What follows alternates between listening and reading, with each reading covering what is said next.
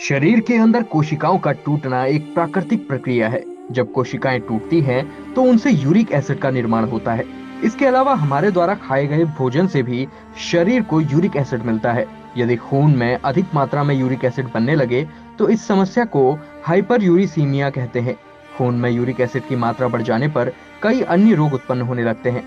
Arthritis की समस्या इनमें मुख्य है। इतना ही नहीं, अधिक मात्रा में यूरिक एसिड बनने पर किडनी डैमेज और किडनी स्टोन का खतरा भी बढ़ जाता है। यदि आप भी यूरिक एसिड की समस्या से जूझ रहे हैं, तो ये खबर आपके लिए सुखद साबित होगी। इस समस्या से निजात पाने के लिए आपको जरूरत है ऐसी औषधीय वनस्पति की, जिसे वन अधिकारी मदन सिंह बिष्ट ने हल्द्वानी के वन अनुसंधान केंद्र में संरक्षित और संवर्धित किया है।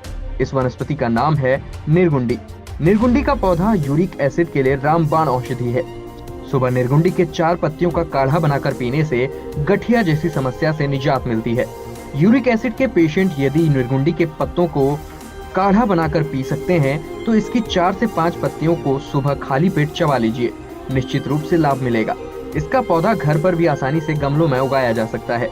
हल्द्वानी के रामपुर रोड स्थित डॉक्टर सुशीला तिवारी चिकित्सालय से 200 मीटर की दूरी पर हल्द्वानी वन अनुसंधान केंद्र में इसका पौधा आसानी से उपलब्ध हो जाता है। नमस्कार, मैं पूजा नयाल उत्तराखंड जनादेश न्यूज चैनल से। इस बार हम आपके लिए लेकर आए हैं एक ऐसी औषधि जो यूरिक एसिड के उपचार का रामबाण है।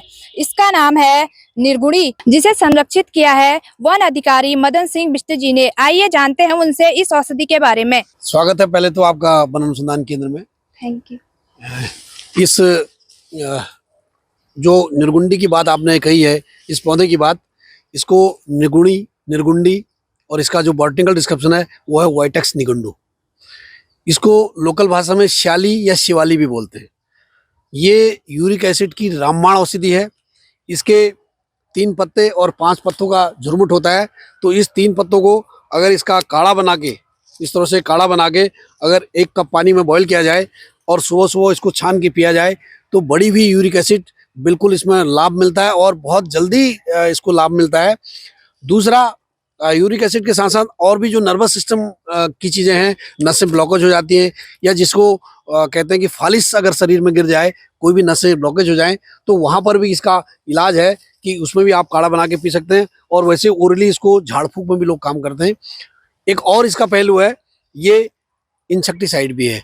ये कीड़ों को भी अनाजों से बचाता है। अनाजों में खासतौर से गेहूं को अगर हम जब स्टोर करते हैं, तो वहां पर अगर इसकी पत्तियों को डाल दिया जाए, तो वहां पर भी कीड़ा नहीं लगता। इसका मतलब है कि ये पौधा बहुत ही किफ़ायती है और बहुत ही रामबाण है आम जनमानस के लिए। इसको संरक्षित करने के लिए हम यहाँ पर संरक्षित इसको कर रहे हैं और बहुत सारे पौधे हमने इसके तैयार किए हैं। आम जनमानस इस पौधे को एक उचित मूल्य देके यहाँ से ले जा सकता है और अभी तक इसकी काफ़ी डिमांड है। पूरे देश भर के लोग आके यहाँ से ले जाते हैं। नमस्कार, मैं पूजा नयाल उत्तराखंड जनादेश न्यूज चैनल से कैमरामैन देव के साथ।